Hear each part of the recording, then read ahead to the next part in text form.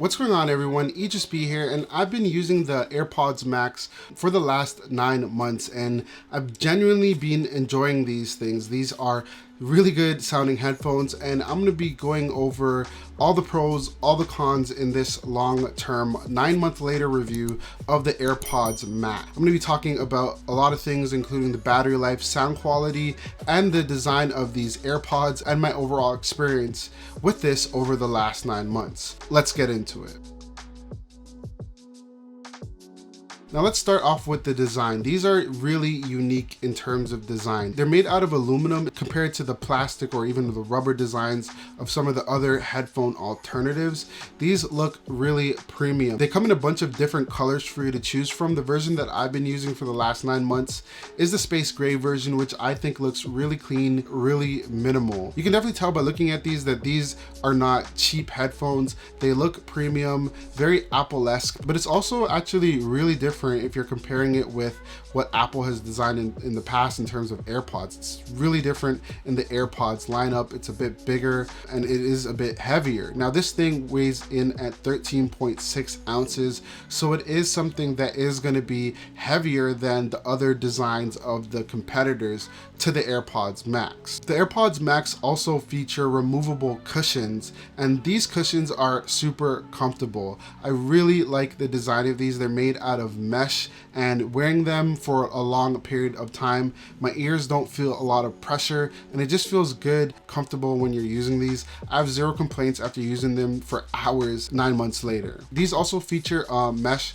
headband, and it also feels really comfortable when you're wearing it on your head. I have no complaints here with the design of the AirPods. I think they're designed with comfort in mind. But going in a little bit further into the details of this, it does feature a digital crown, which is very similar to what we get on the Apple Watch. The digital crown here allows you to change the songs. You can also turn up and down the volume, answer calls, call Siri, and do a lot of things. Beside the digital crown, you're also going to get a button that allows you to toggle through the different sound modes. So you can go through transparency mode, you can go through noise isolation, and you can turn them off and on. I'm going to go through the different modes in just a few minutes. But to round it out, 9 months later, I have zero complaints about the design. They have not really scratched, so it's held up well, and I do put them in my bag a lot, so I'm okay with how it's looking after 9 months. Moving on to the sound quality, and to get straight to the point, the AirPods Max sound amazing. They're really clean, really crisp.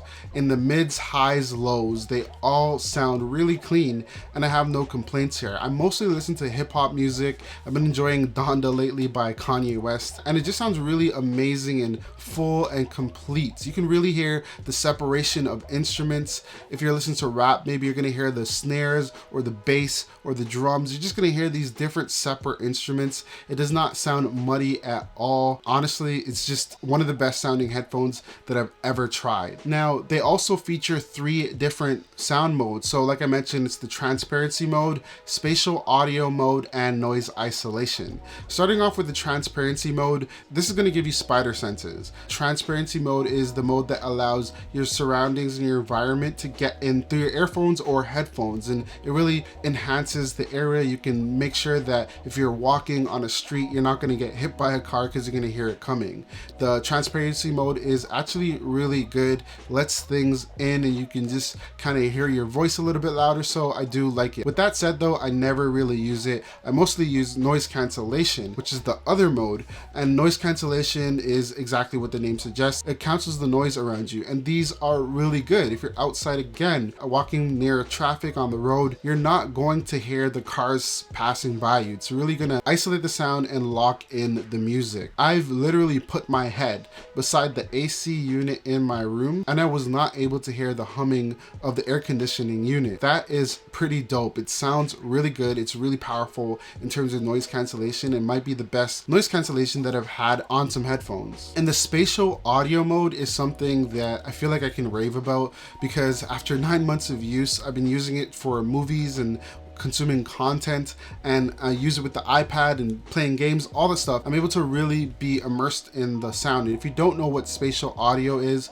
it's just surround sound. So if something is in front of you, the AirPods Max makes it sound like it's coming directly in front of you. And this is something that's already available on the AirPods Pro, so it's not a new feature, but it does work really well with this, and it's just more immersive just because the sound quality on the AirPods Max is really good. So if you're looking for a pair of headphones that really immerses you into the content, if you're going to be using this to watch movies on Netflix or watch YouTube or anything like that, then these are definitely worth it for that immersive surround sound experience that I can't really sell you on. It's something that you definitely have to try for yourself. Let's talk about the battery life. After 8 months of use, as I mentioned, I use this day in, day out, and that means that I'm killing the battery, but I don't necessarily kill this thing every day. This will get you a solid 20 hours of use, as Apple states, and I've found that in my experience, I'm getting around that much. For power users, again, you're not going to be charging every single day. You're definitely going to be charging every other day or every 2 days, and that's really good. Speaking of battery and all that, this thing charges via Lightning. Yes, Apple decided to keep Lightning again on this one. I really wish that they put USB-C, because the MacBook, the iPad Pro, just everything uses USB-C now, and that's the way forward. But of course, Apple is sticking with Lightning on it, which really sucks. Besides that, another big controversy around the AirPods Max was the fact that it did not have a power button. I could say after using it for 9 months, I don't really miss the power button. Yes, I do want control over it, and I want to be able to turn it on, turn it off when I want to, but I can't, and that's okay, because it just makes it a more smoother experience to take it out and automatically connect it to any of my devices that are around, and I don't really have to worry about a power button and fidgeting with the power button. If you put it in the case, it'll put it in a low power mode, and that does save battery. But really, this thing is not really a problem for battery. It features quick charge, which gives you a 1.5 hour battery boost in just 5 minutes of charging. So that has definitely saved me a lot of times when I'm in a pinch and this thing was dying. Let's talk about some of the cons and my gripes after using this for 9 months. Now, one thing that I did not mention too much in this review is the carrying case, and that's because I was saving it for this part right here. I don't like the carrying case. I don't get the point of it. It's not well designed, and it doesn't really add any real utility or function to it besides putting it in the low power mode. This case is designed like a purse. I just don't really like the design of it. I don't like how you have to carry it, and I don't like the fact that it allows the AirPods Max to still be exposed. So if you're gonna put it in the case, put it in a bag, and there's keys or anything in there, there's still a good chance they could get scratched. Now, I've been lucky enough to not have it scratched, but I thought that I mentioned this. The case is not something that I like. Now, speaking of portability, the other thing that I don't like about this is the fact that it's not portable, not one bit.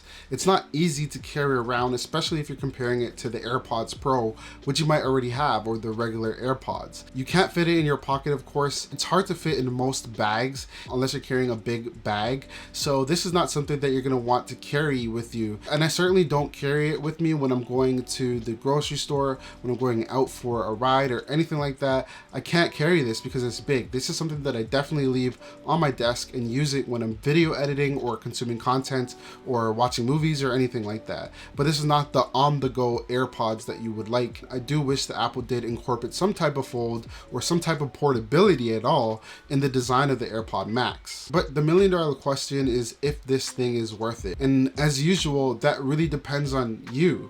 What do you do that requires an $880 or $549 headphones? Are you always on the go? Then if you are, then these might not be the ones for you. You can look at the AirPods Pro or something smaller, something more portable. But if you're somebody that needs the best sounding audio, or perhaps you're like me and needs to edit audio quite a bit, then you are gonna be really happy with this as a purchase, and these are worth it for you. Let me know what you guys think of the AirPods Max down below in the comments. Is there a reason why you bought it or didn't buy it? Let me know down below. If you found this video useful, make sure to give it a thumbs up and don't forget to subscribe. I'm gonna see you guys in the next one. Peace.